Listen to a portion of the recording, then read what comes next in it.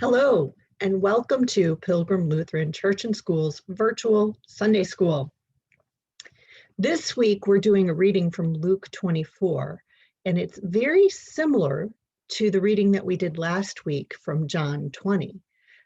You'll listen and hear some similarities of the story of Jesus appearing to his disciples. This one goes a little bit deeper, though, than it did last week, and we'll have a little more conversation about it after you hear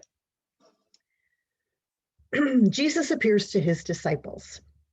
While they were talking about this, Jesus himself stood among them and said to them, "Peace be with you."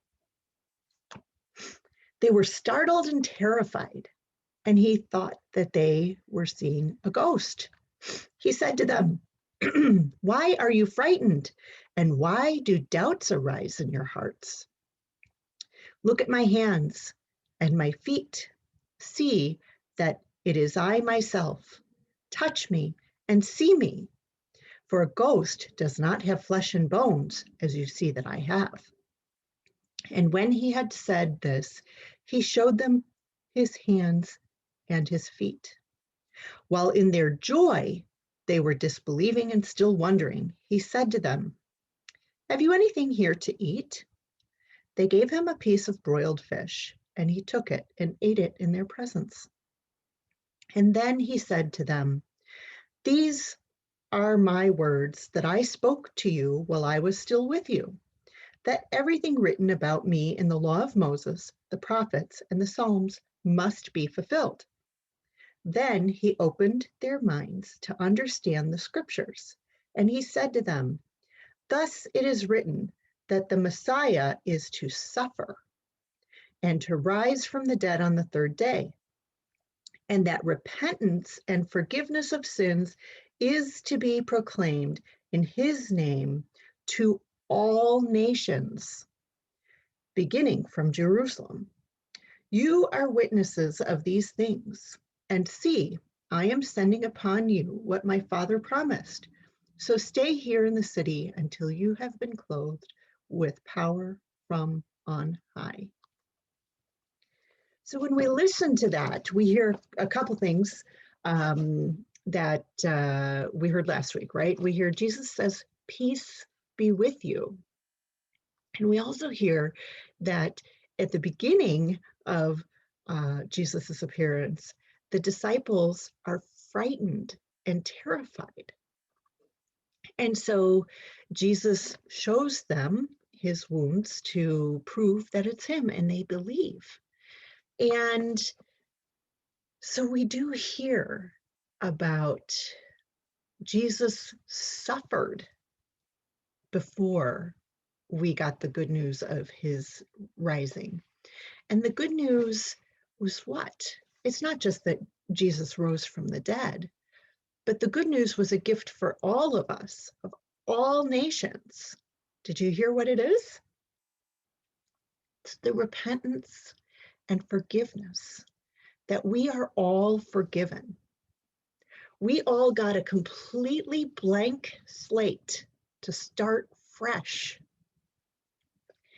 And why do you think that is? Jesus suffered, and what he wanted, or what was given then to the world, was forgiveness and a blank slate. If you think about it, the reason why this is so important is because sometimes when we're feeling hurt, we deal with it in a way that maybe causes somebody else to feel hurt. And when you've got two people who are feeling hurt, and then they feel like they need to cause other people to feel hurt, it just gets bigger and bigger and bigger. And that's not the type of world that we want to live in, right? That's not the type of world that Jesus talks about and teaches us. He teaches us about loving one another.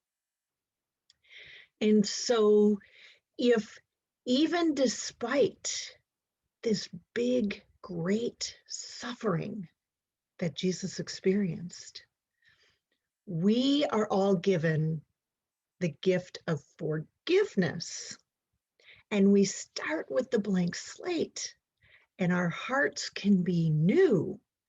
Then what we're feeling is fresh and renewal and love, and then we can give that. And then when we give love and somebody feels loved, what happens? You've got two people who feel loved, then they go out and they help other people feel loved, and then that is what spreads. And so I think it's really important to remember sometimes when we're feeling hurt and suffering that it is sad, and we need to acknowledge that those feelings exist. But we can take a moment to remember the forgiveness and to give the forgiveness. And then what did the disciples feel? Said joy and wondering. So then they felt joy, but they also wondered. And I think that's also important for us, is to continue to wonder about each other and about how other people are feeling. And that adds to our understanding of each other, and that builds more joy. And so today I chose our American flag as the background for our Sunday school, because there's something also very, very important that is said in today's reading, that the forgiveness is for all nations. All. It doesn't matter where you are in the world. Forgiveness was for everybody. And sometimes we need to remember that here in our own backyards or front yards. This is actually my front yard. We need to remember that we aren't a nation full of people trying to win one over the other. We are a united nation when we can acknowledge that we do have some suffering, but when we work together in the forgiveness to make our nation the best that it can be. So think about that. Think about how your nation, your household, your family sometimes is a great place to start, or even your friends circle, or wherever you are. That can be your nation. And when you start with forgiveness with the people that you know, it grows, and it grows beyond just your house and just beyond your nation, and it can help make the world a better place. So thank you for joining today, and I hope to see you soon. And guess what? Today, we're also doing a very, very short in-person Sunday school game at our communion, in-person communion that is outdoors. So if you're able to join, that would be great.